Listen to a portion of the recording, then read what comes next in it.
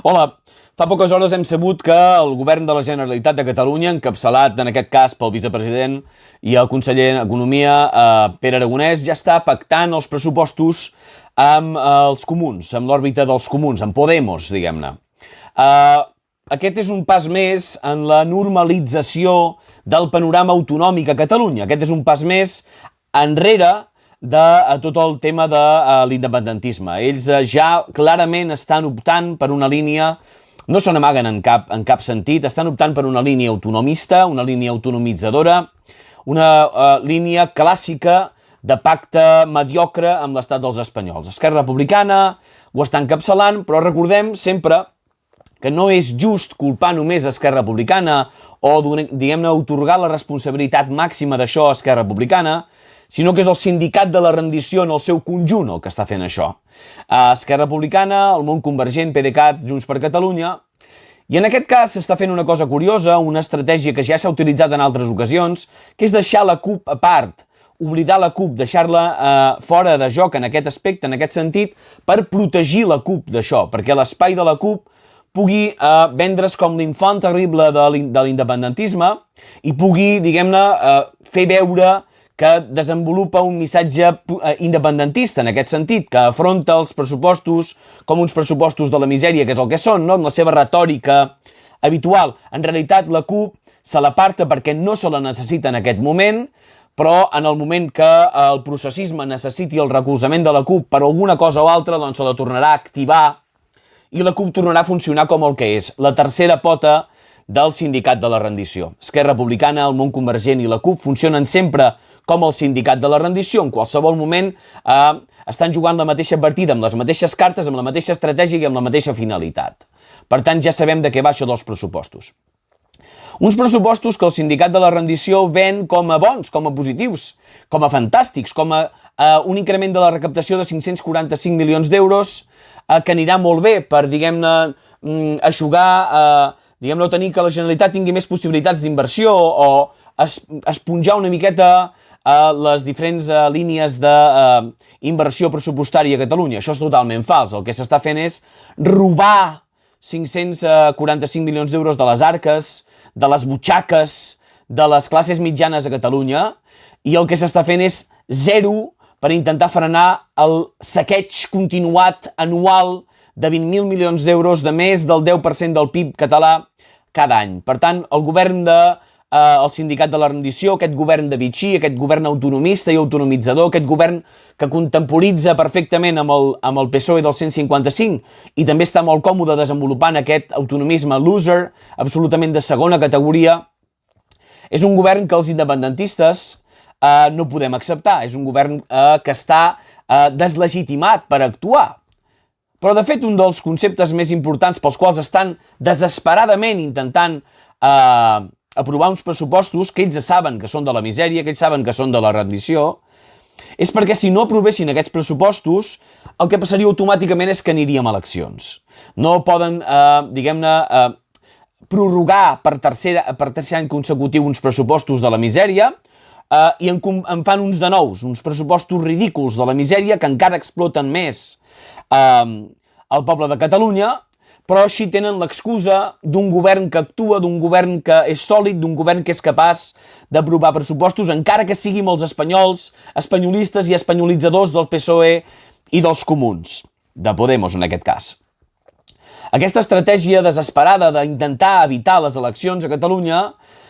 respon bàsicament al grau de coneixement que els partits del sindicat de la rendició tenen de que molta gent al carrer, molts electors, una massa creixent de votants catalans independentistes està absolutament en contra de l'estratègia que s'està utilitzant, del pacte que s'utilitzarà, que es farà amb el PSOE, el pacte que es farà amb els Podemos a Espanya per legitimar un govern socialista, espanyolista del 155, i saben que aquests electors passarien a formar part del gruix d'altres noves formacions polítiques que es presentarien a les eleccions a Catalunya amb un discurs absolutament diferent al seu. És a dir, no volen donar pas a altres partits polítics, a altres opcions polítiques, fins que no hagin, diguem-ne, tirat més endavant aquest discurs o hagin construït un cercle de discurs més potent de viratge clar cap al neoautonomisme i que molta gent sigui, diguem-ne, comprada o sigui enganyada en aquest cas. Volen preservar el seu espai, com fan realment doncs, els partits en decadència, els règims en decadència, que protegeixen un espai que saben perdedor, que saben cada vegada menys suports, volen protegir aquest espai de les eleccions. Però és que, a més, el que estan construint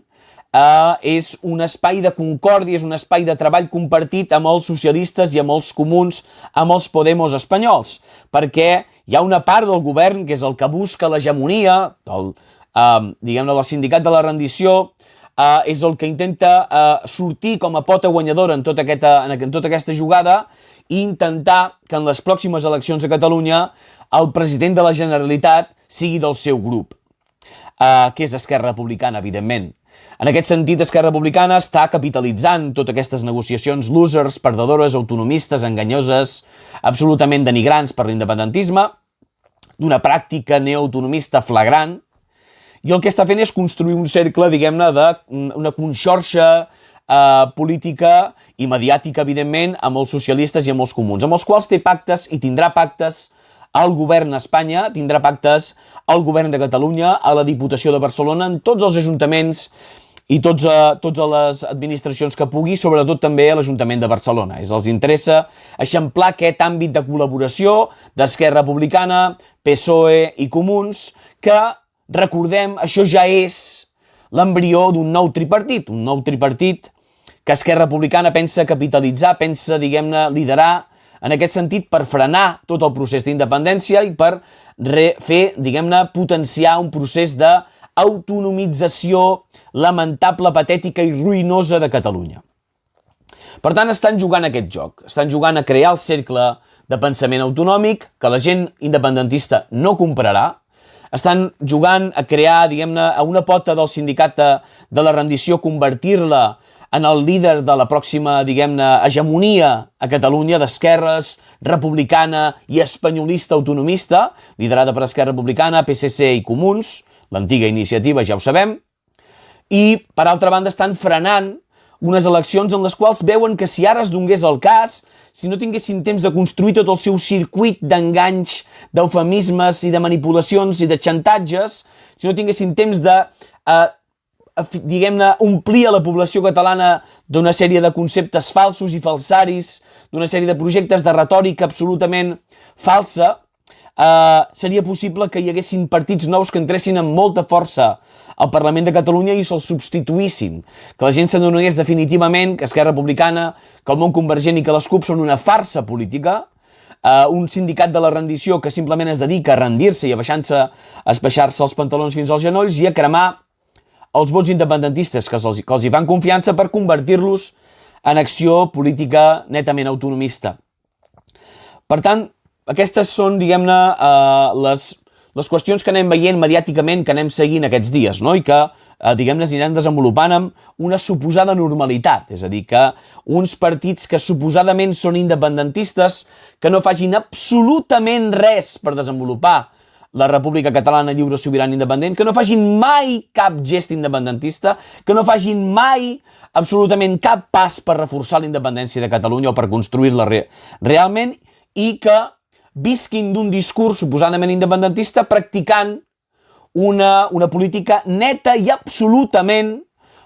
de retorn a l'autonomisme, un neoautonomisme cada vegada més patètic. El que passa, i ja en parlarem en pròxims vídeos, que m'agradarà aprofundir en aquesta qüestió, el que passa és que el que s'està donant en el món occidental, o el que s'està donant en aquest cas, és que la democràcia prevaldrà. Perquè hi ha un límit en l'engany, hi ha un límit en el qual la gent pot assumir una sèrie d'eufemismes, d'enganys i de xantatges sense vomitar.